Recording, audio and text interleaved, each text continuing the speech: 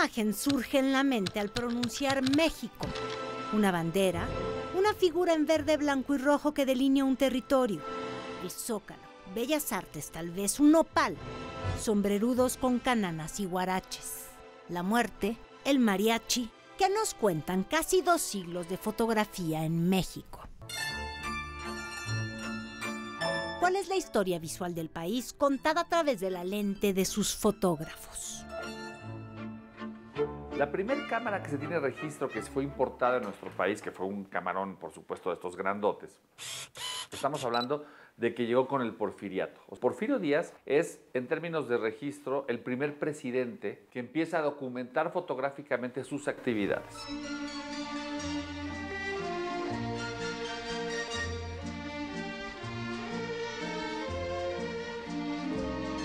Los ferrocarriles, el hipódromo Condesa, la avenida Reforma.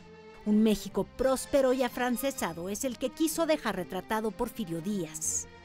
Él trae las primeras cámaras y la visión de México trae el filtro y la curiosidad del que viene de fuera. Los primeros fotógrafos en México no eran mexicanos, eran extranjeros.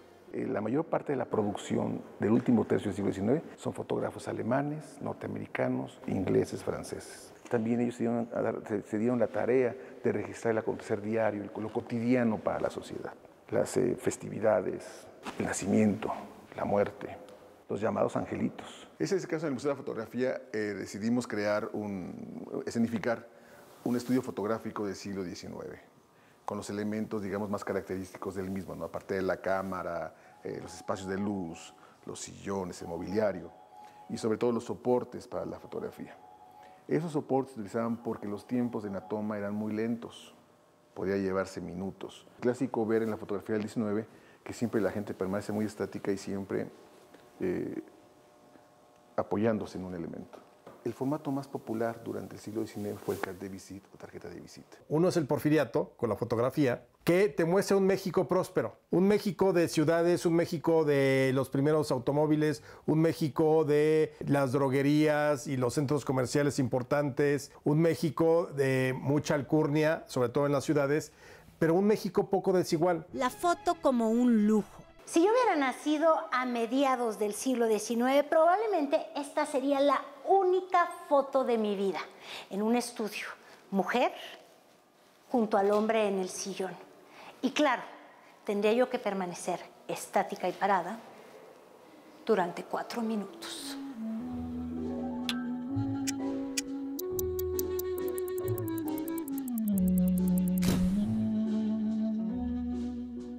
Tú ibas con tu familia al estudio fotográfico y te tomaban la fotografía. Ese tipo de estudios o ese tipo de fotógrafos se dedicaron a ir retratando el México porfiriano. Y porque la fotografía configura la historia en el ocaso del siglo XIX, trae con ella la primer gran trampa de la memoria nacional. El gabinete de Porfirio Díaz ya es un gabinete de la tercera edad. Son las fotografías que recordamos. A Porfirio siempre lo recordamos viejo. Pongan Porfirio Díaz joven. O sea, hay unas fotos extraordinarias de él joven. Él tiene 37 años cuando triunfa la República sobre el Imperio. Perfectamente bien con sus medallas. Nada que ver con el dictador. Que además, lo increíble es que se blanquea. Y entonces ahí te das cuenta que lo que dicen de que Carmelita lo polveaba en las noches con polvos de arroz y ese tipo de cosas, sí pudo haber sido cierto. Maquillado, como la realidad que estalla.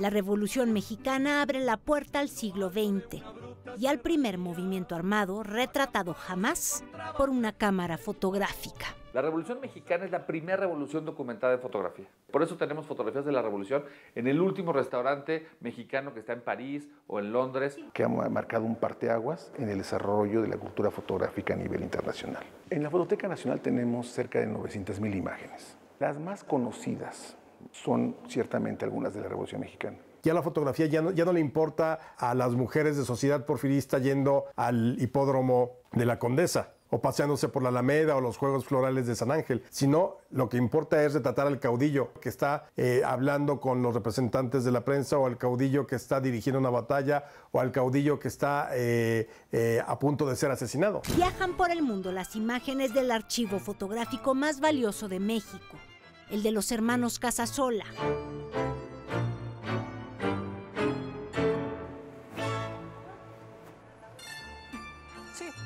la gelatina. Con la revolución exportamos también un estereotipo, aún latente. El sombreruro con cananas, con calzón de manta y con guaraches, aunque había muy bien vestidos como Obregón y Villa, generalmente vemos al revolucionario como el zapatista. Estalla la revolución y las cámaras que ya había entre la población, muy pocas, voltean hacia esa otra sociedad, a la soldadera, a los revolucionarios. Campesinos armados, niños, adolescentes con cara de asombro cuando llegaban a la Ciudad de México. En la fototeca en Pachuca Hidalgo se conservan y manipulan literalmente con pinzas las dos imágenes más vistas de la revolución. El tesoro iconográfico de México. De la agencia Casasola.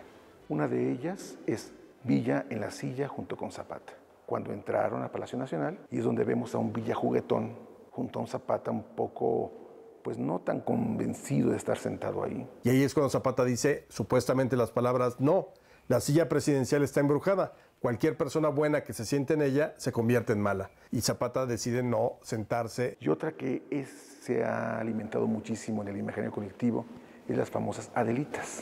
Las soldaderas, con su negativo dañado, son el rostro humano que da consistencia a la Revolución Mexicana. Una de ellas se asoma en un vagón en la estación de Balbuena.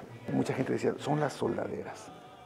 Son aquellas mujeres que acompañaban a su Juan. Es el mejor ejemplo de lo que era ese movimiento, que era un movimiento social. Ellas siguiendo a los hombres, ellos con el apoyo de ellas. Unas, a veces tenemos muchas combatientes, pero otras anónimas totalmente como esta mujer, pero que se refleja claramente lo que significa ese México rural, ese México bronco que sale de las entrañas para exigir se reivindiquen ciertos derechos políticos y sociales. Y con esa idea visual surge la segunda trampa a la memoria nacional. Y hay estudios que nos demuestran que eso no es cierto. Eran mujeres que trabajaban precisamente vendiendo sus viandas a los soldados federales. Pero ¿quién desmiente una imagen?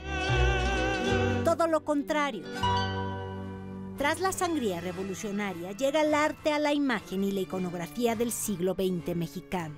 Fotografía con un concepto y con composición. O sea, tú ves esas imágenes de el nopal, de la yuca, del agave, de los caminos y los atardeceres. Sí, son muy bonitos, muy bucólicos. Quizá de la mujer tejiendo, bordando, no sé. Pero creo que tenían un sentido demasiado artístico, lo cual no reflejaba exactamente lo que estaba sucediendo.